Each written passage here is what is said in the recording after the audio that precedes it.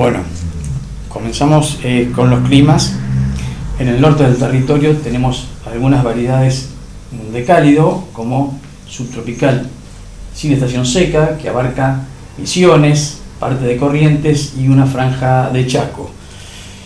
Es sin estación seca porque las precipitaciones se dan en las 4 estaciones. Más al centro vamos a tener, sobre la llanura chaqueña, un subtropical con estación seca, lo cual significa que llueve durante 3 estaciones, ¿sí?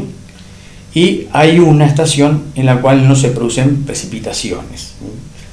Y luego vamos a tener un subtropical serrano en las laderas orientales, es decir, del este de las sierras subandinas y las sierras pampeanas. Ya es un subtropical más benigno porque las temperaturas disminuyen por la altura y las precipitaciones son importantes, con lo cual hay más vegetación y más posibilidades para el asentamiento humano y las actividades productivas. Llegando al centro del territorio tenemos los climas templados, que se caracterizan por tener bien diferenciadas las 4 estaciones, ¿verdad? Verano, otoño, invierno y primavera. Bien, tenemos templado pampeano, que abarca gran parte de la llanura, ¿sí?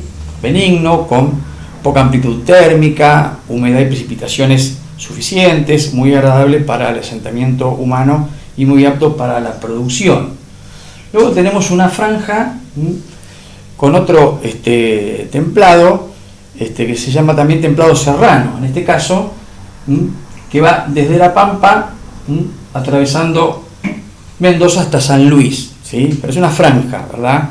Es un serrano como de transición al árido. Y finalmente vamos a tener ya un árido, aunque sea benigno, en un área que abarca parte de San Juan, La Rioja y Catamarca.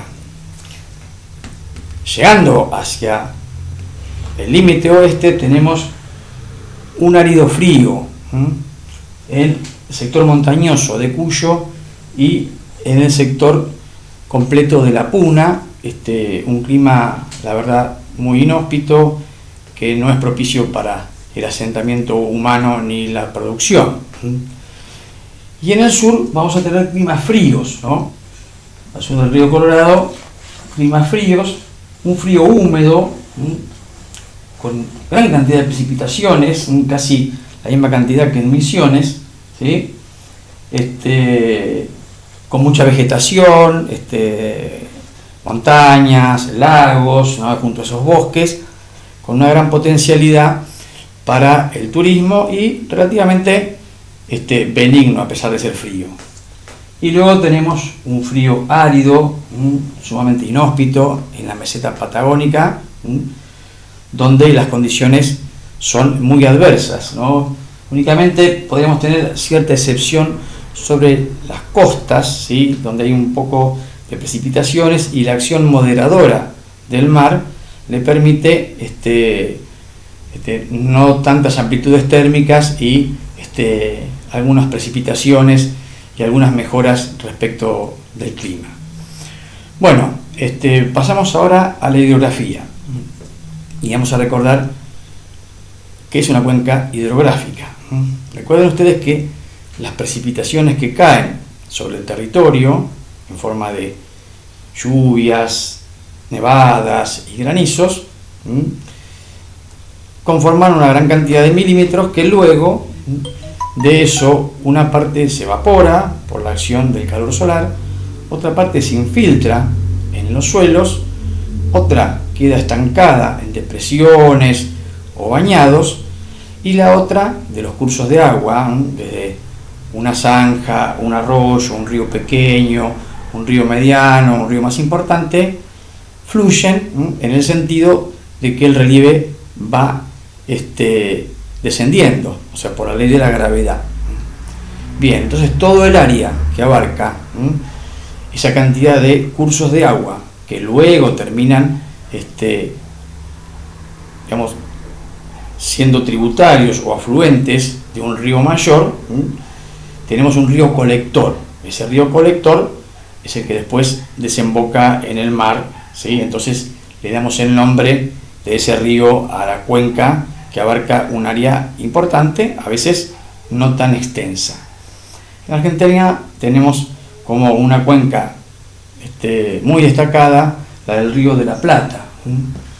Recuerden que tiene una superficie de 3.100.000 kilómetros cuadrados, abarcando gran parte del norte y este del territorio hasta el centro, y también sectores de Uruguay, Brasil, Paraguay y Bolivia.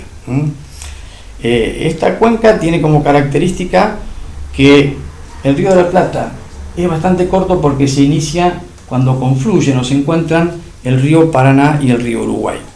Estos dos ríos muy importantes, un poco más el Paraná, son los que reciben gran cantidad de afluentes. Por ejemplo, el Paraná recibe al Paraguay, y por medio del Paraguay al Pilcomayo, también al Bermejo, ¿sí?, al Iguazú, y el Uruguay recibe una cantidad de ríos medianos, pero cuantiosos, que le aportan caudal. Además de que estos dos ríos nacen en territorio brasilero y atraviesan zonas de muchas precipitaciones, y cuando entran en territorio argentino también están en zonas de muchas precipitaciones. Son ríos irregulares, pero con un caudal permanente, son navegables en casi todo su recorrido, son muy importantes porque aportan agua a una cantidad de población que se concentra sobre las márgenes, en ciudades y en otros poblados, y además permiten actividades productivas como agricultura, ganadería, aprovechamiento forestal, industria y demás. El resto de las cuencas del territorio son de menor importancia. Por ejemplo, los ríos de la provincia de Buenos Aires, ¿sí?, como el San Borombón y el Salado, son ríos irregulares, lentos, ¿sí?, que desembocan en la bahía de San Borombón, por lo tanto forman parte de la cuenca del Plata, que de esa manera se extiende hasta las sierras de Tandil. El río Salado es un río muy particular, que se le han construido canales aliviadores para que no se desborde permanentemente, que luego confluyen con él en el momento de la desembocadura. Se alimenta de las lluvias y también de las aguas subterráneas, porque como la provincia de Buenos Aires tiene un desnivel tan suave hacia el mar argentino y en algunos lugares depresiones, el agua queda estancada, se infiltra y corre como corriente subterránea y luego aflora más adelante en el cauce del río. Por eso a veces el río Salado crece 2 meses después de que se produjeron las lluvias. Los ríos que se llaman como pampeanos, ríos cortos, menores, de poco caudal, que se inician en el sur de las sierras de Tandil y de las sierras de La Ventana, desembocan cerca de Bahía Blanca y son ríos cortos. Podemos destacar al río Quequén en sus 2 versiones, el río Grande y el Napostá.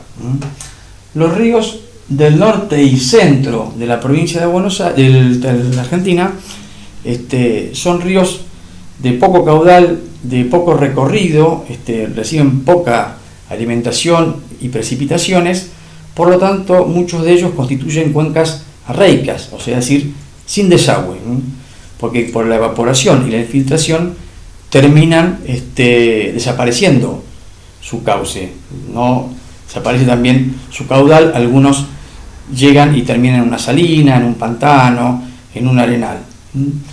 Luego tenemos los ríos